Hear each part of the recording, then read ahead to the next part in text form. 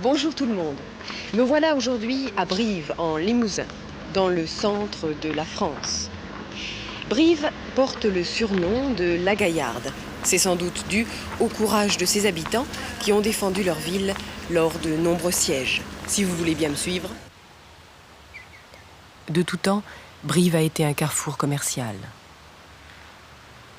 À côté du commerce, on y trouve peu d'industries, construction mécanique, électrique et papeterie. Un bon nombre d'habitants travaillent dans les professions libérales et les services.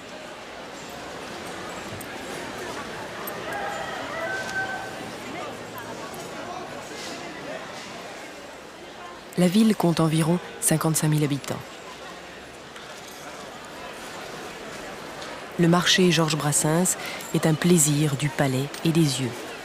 Le célèbre chansonnier pensait que le marché de Brive était unique par ses couleurs et son ambiance. Les cèpes comptent parmi les spécialités de la région, sans oublier le foie gras, bien sûr. Comme ça? Oui, bon. Allez, voilà. Il y en a largement, même de trop pour deux. Mais Brive, ce n'est pas seulement le temple des rillettes, du confidois et du confit de canard. C'est aussi un îlot culturel. Dans le centre historique, les anciens bâtiments des 15e, 17e et 19e siècles ont été si bien rénovés.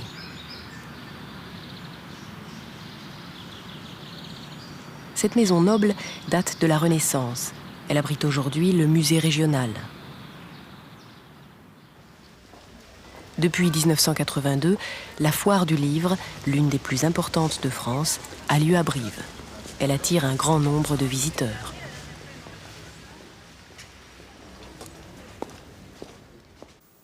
Quelques précisions concernant ce court documentaire sur Brive.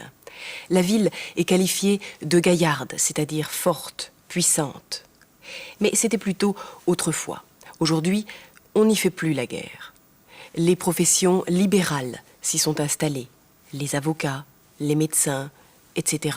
Et quelques industries, entre autres des papeteries, des fabriques de papier.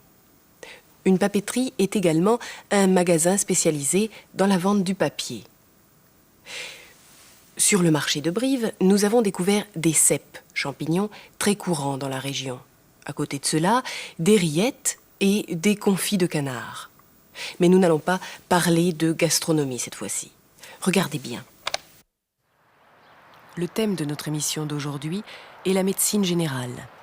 Nous nous sommes mis en relation avec le docteur Patrick Kurdijac, qui fait partie d'un groupe médical et paramédical de l'agglomération de Brive.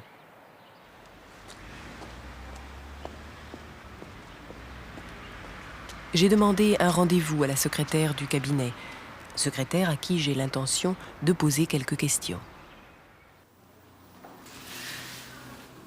Bonjour madame. Bonjour madame. J'ai rendez-vous avec le médecin, le docteur Kurdijac. Ce matin? Oui. C'est pour une interview. Ah oui, en effet, monsieur Kurdijac m'en a parlé. Vous deviez passer en fin de matinée. C'est ça. Pour le moment, il est occupé, puisqu'il est un patient, mais si vous voulez patienter. Je vais vous poser une question. Oui. Vous pouvez m'expliquer un petit peu le système de l'assurance maladie en France? Oui, bien sûr. Donc le patient vient, il doit régler sa consultation. Je vais vous montrer la feuille de maladie. Voilà, le médecin remplit donc cette partie-là, note le montant des honoraires perçus, remet la feuille au patient qui, lui, doit remplir le recto de cette feuille en notant son numéro d'immatriculation à la sécurité sociale, son nom, son adresse, s'il est en arrêt de travail ou pas. Il signe cette feuille et l'envoie à son centre de sécurité sociale pour être remboursé 3 semaines après environ. Tout cela, il le fait chez lui, après la Oui, visite? bien sûr, oui. Comment ça se passe pour les gens qui ont un revenu très faible, trop faible pour payer la consultation? Donc vous avez ceux qui sont sans domicile fixe, qu'on appelle SDF, ceux qui ont l'aide médicale gratuite. Ceux qui sont à 100%, qui ont une affection de longue durée, donc reconnue par la Sécurité sociale, et donc ne règlent pas le montant de leur consultation. Bon, merci. De rien. Je vais prendre place. Oui, oui, asseyez-vous, madame. C'est un sujet qui nous concerne tous. Je suis malade, je vais chez le médecin. Qui va payer? Tout d'abord, moi. Je vais régler la consultation. Puis, je vais envoyer cette feuille de maladie ou de soins à mon assurance maladie, en l'occurrence la Sécurité sociale, organisme public qui assure toute la population. Sur cette feuille de maladie, je vais inscrire mon numéro d'immatriculation, mon nom et mon adresse. Je vais également inscrire si je suis en arrêt de travail, si je dois rester chez moi à cause de ma maladie. Le médecin, lui, note les honoraires perçus, c'est-à-dire la somme que j'ai payée pour la consultation. Perçu vient du verbe percevoir. Percevoir, einnehmen, percevoir. La Sécurité sociale me remboursera cette somme dans 3 semaines environ. Rembourser une somme. Einen Betrag erstatten. Rembourser une somme. Tout le monde ne peut pas payer la consultation. Les SDF, par exemple, les sans domicile fixe, qui n'ont ni appartement ni travail. Les grands malades, qui ont une affection de longue durée, n'ont pas à payer non plus.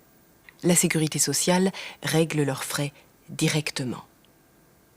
Je vous invite à assister à une consultation dans le cabinet de Patrick Kurdijac, qui reçoit une de ses patientes. Bien. Qu'est-ce qui vous arrive? J'ai de violentes migraines depuis une quinzaine de jours. Des étouffements, un peu d'angoisse, des vertiges parfois, des fourmillements au bout des mains. Fatiguée, très très fatiguée. Au point de vue tension, au point de vue digestif, tout ça, jamais de Oui, un peu de maux problème? d'estomac, si, des maux d'estomac, des lourdeurs d'estomac. D'accord. Des serrements, un peu. Ok. Vous avez des enfants? Vous êtes mariés? Oui, 2 enfants. 2 enfants? D'accord. Pas de problème dans le couple, dans les choses comme Non, ça? non, du Rien de tout. particulier? Allongez-vous. Au point de vue tension, vous faites combien d'habitude? Oh, une petite tension. Tension. Patrick prend la tension de sa patiente Ah, qui se piquer. sent fatiguée. Comme elle dit, elle a une petite tension, une tension basse. Elle ne fait que 11,6 alors que le taux normal est de 12,8. Tendez les bras comme ça devant vous. Fermez les yeux. D'accord. Vous tremblez pas? Légèrement. J'ai aussi souvent mal à une oreille. Une oreille, laquelle? Ouais, celle-ci. Avec de la fièvre ou pas? Non, sauf Non. fièvre. Je crois qu'il faudrait commencer par faire une prise de sang. Hein? Faire un petit bilan un peu complet pour voir où on va doser le calcium, le magnésium, tous les éléments principaux. Hein? Et puis, je vais vous donner, dès que vous aurez fait la prise de sang, avant même qu'on ait les résultats, un petit traitement à base de magnésium, hein, plus un petit décontracturant.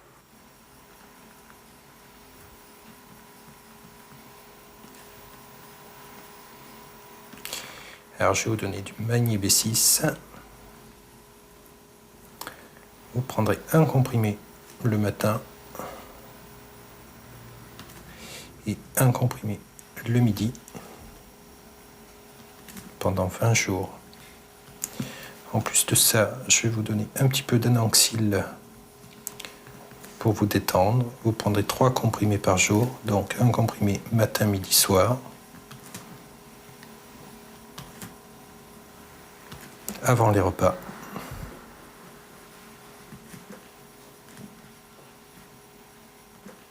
Voilà. Au revoir, docteur. Merci. Au revoir, bonne journée. Merci. Bon, il reste une interview. Madame Charlier. Oui. Bonjour monsieur. Bonjour, entrez.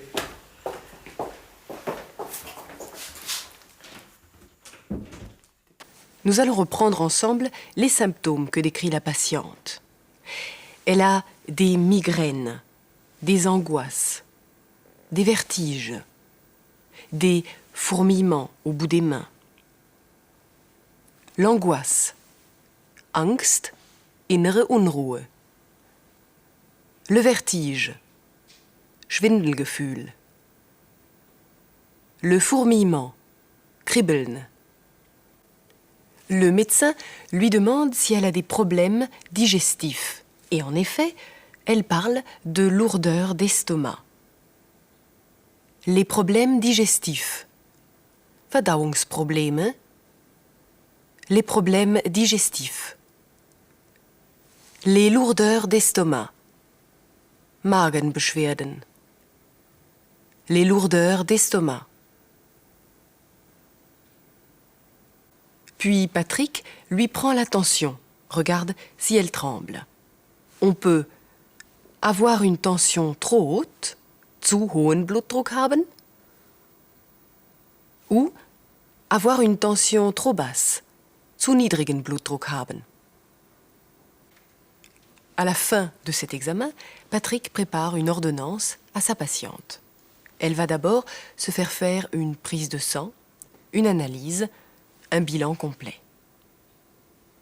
La prise de sang. Blutentnahme, Blutuntersuchung.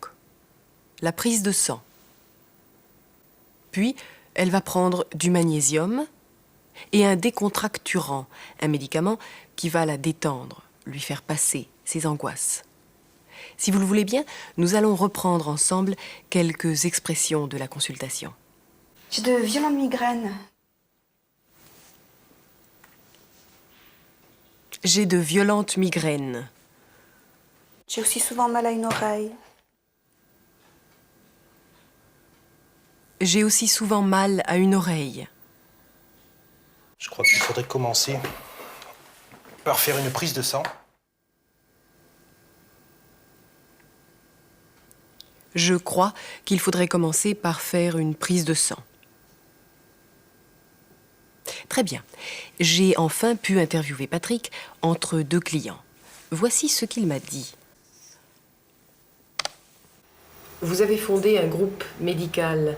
Combien de personnes travaillent ici? Tout d'abord, une précision, je n'ai pas fondé le groupe, mais je suis entré en supplément dans un groupe qui existait déjà. Un groupe qui a été composé de 2 médecins, un homme, une femme, de 3 infirmières, 4 kinés et une secrétaire, une femme de ménage. J'oubliais une pédicure qui vient de temps en temps, qui n'est pas ici à temps complet.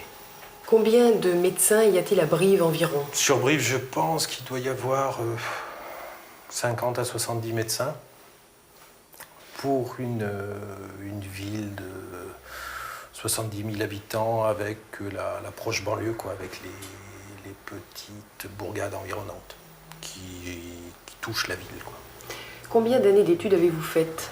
Alors j'ai fait 8 ans d'études, donc après le baccalauréat, donc après la fin des études secondaires, plus 4 ans qui m'ont servi à faire une pseudo-spécialité dans la médecine d'urgence et qui me permet d'occuper un poste d'attaché au niveau du SAMU, c'est-à-dire du service d'aide médicale urgente. Vous pouvez me parler du SAMU un petit peu plus? C'est une structure hospitalière. Le SAMU représente le standard, c'est-à-dire la réception, le tri et la gestion des appels. Et en fonction de l'appel et de l'interprétation de la gravité d'après cet appel par un médecin régulateur, il envoie une équipe de réanimation avec les moyens qu'il juge les mieux adaptés au problème sur les lieux même de l'intervention. À part les qualités professionnelles, quelles sont d'après vous les qualités les plus importantes pour faire un bon médecin? Je crois qu'avant tout, il faut être patient, assez psychologue, il faut être à l'écoute des gens et essayer d'être le plus disponible possible. aussi bien le jour que la nuit. Les gens demandent une aide à tout moment et souvent l'aide psychologique et la détresse morale priment sur la pathologie physique, enfin la maladie qu'on peut soigner simplement avec un geste médical. Combien d'heures travaillez-vous par semaine environ? Je dirais que ça peut aller jusqu'à 70 heures par semaine. Attendez, excusez-moi. Allô, oui?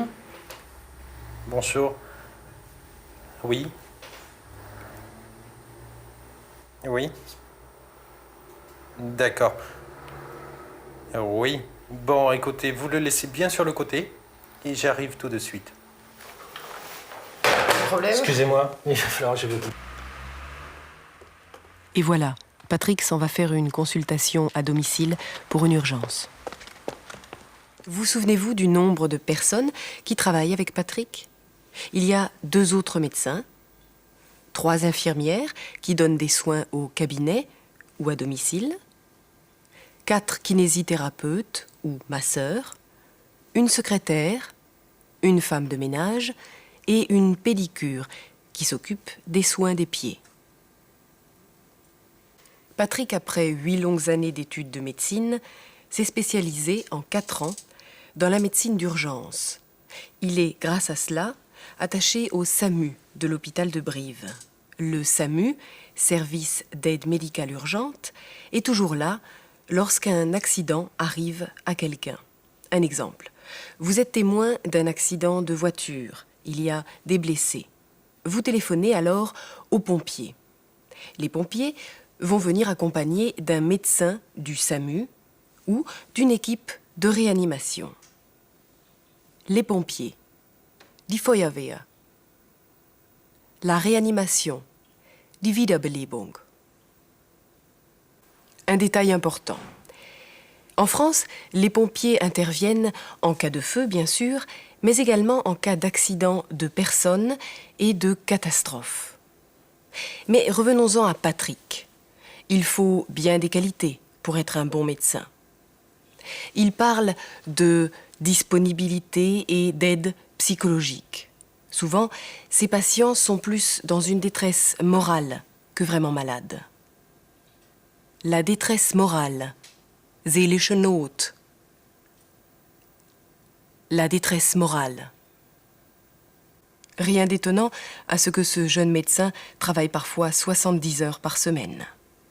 Sortons du cabinet pour aller faire un tour à la pharmacie, à côté. Cette pharmacie se trouve à quelques dizaines de mètres du groupe médical.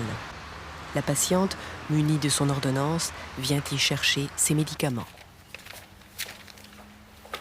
Bonjour madame, je viens chercher les médicaments. Très bien. C'est une ordonnance pour vous, pour Oui, adultes c'est pour donc, moi, hein? c'est pour moi, oui. D'accord. Donc il y a des ampoules buvables et des comprimés. C'est ça. Je vous donne ça, hein? Merci.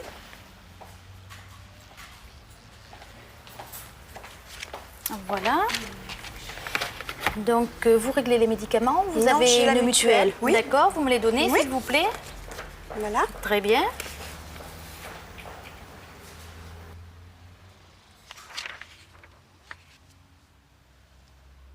Voilà, alors je vous colle les vignettes.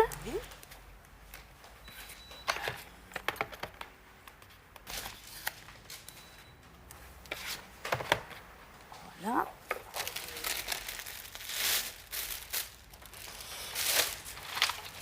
Voilà. Merci beaucoup, madame. Merci. Bonne journée. Merci, au revoir. Au revoir, merci.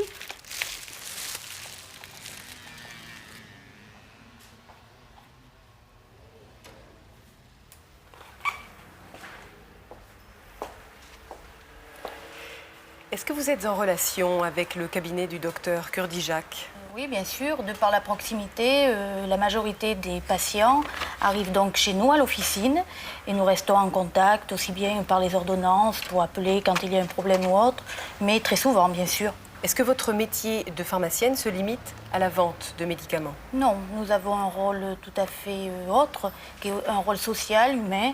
Nous recevons beaucoup les patients, par exemple, dans le bureau pour les écouter, il y a tout un dialogue qui s'installe, mais aussi on fait beaucoup de parapharmacie, cosmétologie et autres.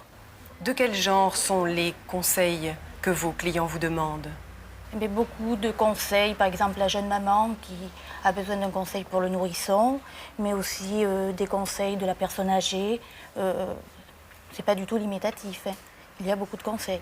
Dites-moi, comment faire si j'ai besoin d'un médicament un dimanche, le week-end ou un jour férié? Alors il y a ce qu'on appelle des pharmacies de garde. Pour cela, il faut passer par le commissariat, donc appeler le commissariat, ou alors c'est donc dans le journal local. Il y a une inscription tous les dimanches. Nous avons revu la patiente de Patrick qui venait chercher ses médicaments, des ampoules buvables et des comprimés. Elle n'a pas payé car elle a une mutuelle, une assurance complémentaire qui règle directement les médicaments à la pharmacie. Pour ce faire, la pharmacienne colle les vignettes des médicaments sur la feuille de maladie qu'elle envoie ensuite à la mutuelle. Le travail des pharmaciens a changé. Il consiste beaucoup à donner des conseils. Par exemple, à la maman pour son nourrisson, son bébé, ou bien aux personnes âgées. Et pour le côté pratique, n'oubliez pas que la nuit et le week-end, vous pourrez trouver vos médicaments à la pharmacie de garde, indiquée dans le journal ou par le commissariat. J'ai réussi à rencontrer Patrick en privé et j'ai découvert son hobby. Voyez plutôt. Son métier, Patrick a une passion, l'aviation. Dès qu'il a un peu de temps libre, il se rend à l'aéroclub de Brive pour y faire une balade en avion. Avant de partir, il vérifie le bon fonctionnement de son appareil, met son casque, puis ferme son cockpit. Et le voilà parti. Ah, j'oubliais. Patrick fait de la voltige. Ce que c'est? Voyez vous-même.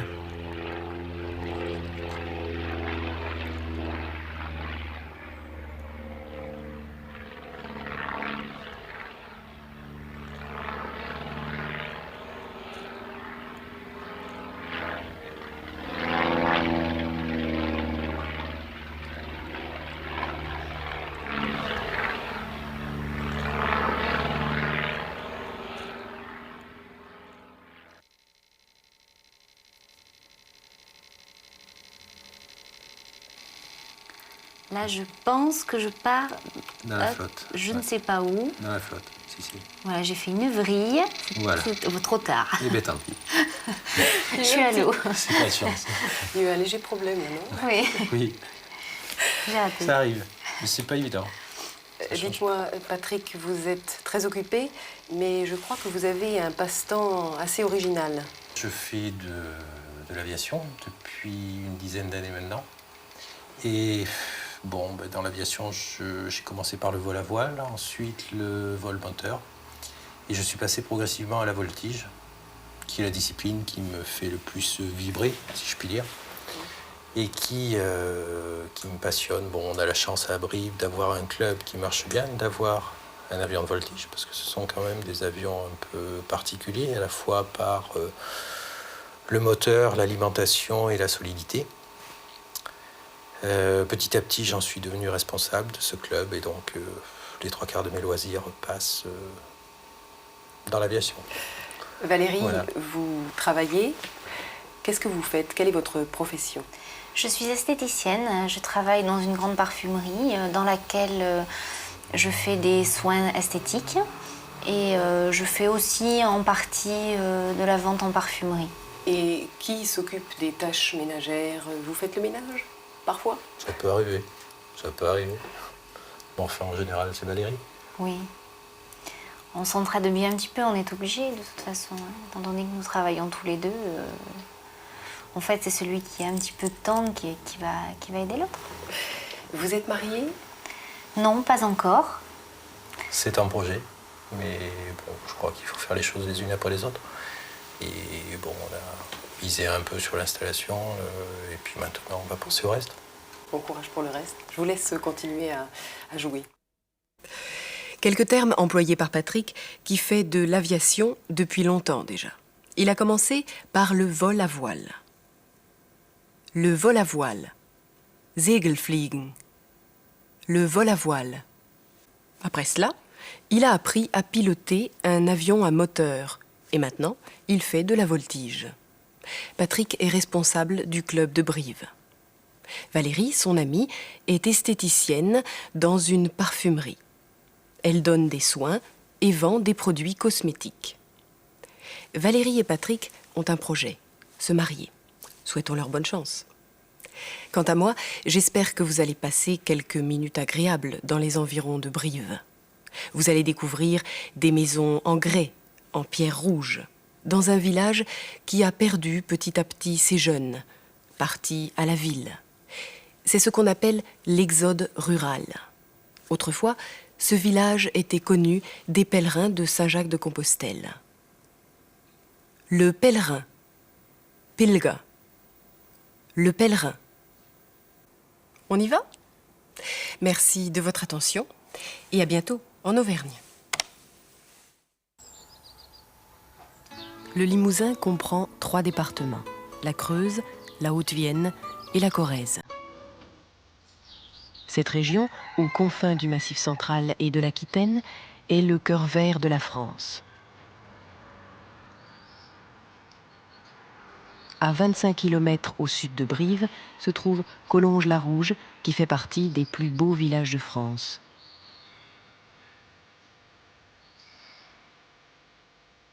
Il est entièrement bâti en grès rouge. Ses origines remontent au 8e siècle. Sa grande époque a été le 15e siècle, où des juges et des procureurs se firent construire ces belles maisons bourgeoises. À cette époque, Collonges était le chef-lieu d'un bailliage. Au 19e siècle, l'exode rural a dépeuplé la commune. Aujourd'hui, le village ne compte plus que 350 habitants. L'église Saint-Pierre, en partie romane, a été transformée au XVIe siècle. Au Moyen-Âge, les pèlerins de Saint-Jacques-de-Compostelle faisaient station à Collonges. Depuis quelques années, Collonges renaît. Le tourisme se développe. Les boutiques proposent aux passants de la porcelaine de Limoges. Près de Collonges prospèrent les noyers.